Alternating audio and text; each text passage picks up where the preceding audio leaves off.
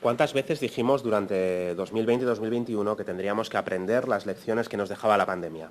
¿Cuántas veces dijimos a esta Cámara que el coronavirus había dejado al descubierto las debilidades e insuficiencias de nuestra sanidad o de nuestros servicios sociales? ¿Cuántas veces advertimos, no solo desde Podemos, pero especialmente desde Podemos, de que teníamos que transformar en aplausos a los aplausos a los profesionales sanitarios en políticas efectivas? ¿Cuántas veces dijimos que el drama vivido en las residencias para mayores no se podía volver a repetir? Durante varios meses parecía que todos, una gran mayoría, entendíamos esto y que gobiernos e instituciones tomaban nota del papel que les correspondía en la pospandemia. Apenas ha pasado un año y parece que muchos de los buenos propósitos comienzan a difuminarse. Ayer mismo se manifestaban en Xixón las trabajadoras del servicio de ayuda a domicilio exigiendo condiciones laborales dignas y a mí mismo me paraba una trabajadora del servicio de ayuda a domicilio de Oviedo ayer a la salida de la Xunta explicando que se pasaban meses rotando de domicilio sin estabilidad o que le daban 10 minutos para cruzar Oviedo de un domicilio a otro. Como decía una trabajadora de una residencia madrileña hace pocos meses, a nosotras nadie nos aplaudió y ya han vuelto a olvidarnos. Es un resumen terrible que debería resultarnos doloroso, pero que ilustra lo que han sentido miles de trabajadoras del sector de los cuidados en todo el país, también en Asturias. Las trabajadoras de las residencias del ERA denunciaban ya en 2008 que no tenían tiempo ni para ir al baño. Esto era el mapa antes de la pandemia. Solo lograban sacar adelante su trabajo gracias a un sobreesfuerzo constante. Conocemos bien la situación porque este grupo presidió la Comisión de Investigación del ERA y tuvimos la triste ocasión de escuchar testimonios desgarradores en su momento. La situación de las plantillas era y sigue siendo muy difícil y a principios de este mes sus representantes se veían obligados a encerrarse para exigir que se atendieran sus demandas.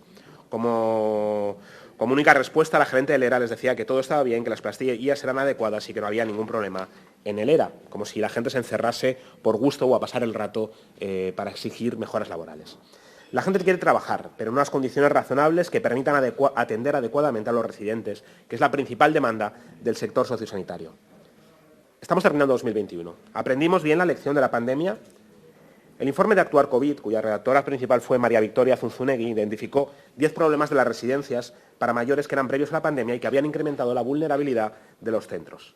Hablaba de reducción del gasto público, de la gestión privada de las residencias, del predominio de fondos de inversión, de la escasa o nula coordinación con la atención primaria, de financiación insuficiente de las plazas de residencia, de la rotación y la precariedad laboral o de las insuficientes horas dedicadas a los cuidados directos por residente. A nadie que conozca el sector, que escuche a las trabajadoras asturianas o a sus representantes sindicales, yo creo que le cabrá ninguna duda de que existen estos problemas y el propio Observatorio de la Dependencia señalaba que en Asturias la tasa de puestos de trabajo por cada millón de euros invertidos era de 33,2, 2 puntos por debajo de la media nacional. O si miramos, simplemente en 2020 fallecían 1.370 personas que estaban en la lista de espera de dependencia. A partir de entonces encontramos otros problemas. Casi el 70% de las plazas de la residencia son privadas, precio medio entre 1.300 y 1.500, que se una a una parte considerable de incremento de la pobreza también entre las personas mayores, entrada de fondos de inversión en residencias asturianas, etcétera, ¿no? ¿Qué entendemos? ¿Cuál es el mensaje que tiene que avanzar esta Junta General y estos presupuestos y este Gobierno? Bueno, pues tiene que avanzar en la mejora de la calidad de la atención, en la mejora de las condiciones de las trabajadoras, que son uno de los sectores más precarizados de la atención pública, porque es que, ¿cómo puede ser que lo que depende del sector público, sea directamente o sea con empresas externalizadas, esté en la precariedad y que sean encima trabajadoras y mujeres, cuando hablamos de calidad en el empleo y cuando hablamos de generación y de reactivación económica? Bueno, pues creemos que hay que aumentar el ratio de profesionales usuarios, es decir, que haya más personal para poder atender con mejor calidad a las personas a las que están cuidando, y eso tiene que ver también con un estudio de las cargas de trabajo, y hay que saber cuáles son las cargas de trabajo y por qué son excesivas.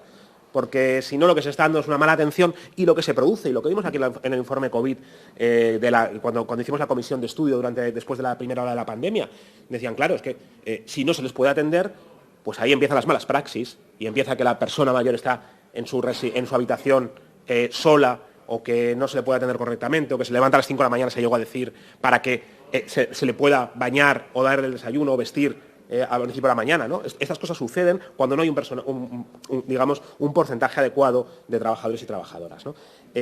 También el avanzar hacia un mayor número de habitaciones individuales para asegurar también la privacidad y para asegurar condiciones dignas y que deberían de ser tener una vejez digna y un envejecimiento adecuado, asegurar la presencia de enlaces sociosanitarios o de personal permanente de enfermería, y ahora sabemos que hay no solo de desabastecimiento de materias primas, sino de desabastecimiento de personal de enfermería en las residencias, que no están pudiendo atender y que no están pudiendo entrar. Entonces, ahí tenemos un problema, y especialmente las privadas, que fueron las que racanearon durante años con el personal de residencias, ¿no?